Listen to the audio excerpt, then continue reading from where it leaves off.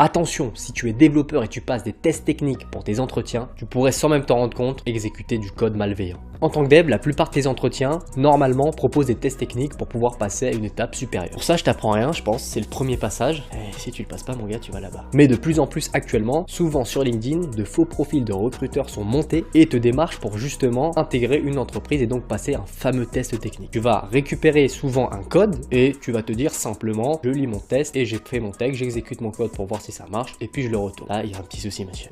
Vous êtes fait baiser. En fait, ce qui se passe, il faut vraiment que tu fasses attention. La personne aurait pu injecter du code que tu ne verrais pas en fait quand tu ouvres la page de ton éditeur directement, mais qui est bien dans ton éditeur caché par des espaces ou des tabulations. Tu as également le cas de certains bouts de code qui sont pas compréhensibles parce que le nom de variable pas assez clair, etc. Mais bien évidemment, ce code effectue certaines choses en arrière-plan quand tu vas l'exécuter. Plein de méthodes et plein de procédés pour te tirer les informations de ton disque vers un serveur distant, tirer vraiment les cookies de ton navigateur et tout ce qui s'ensuit également sur un serveur distant. Et donc vraiment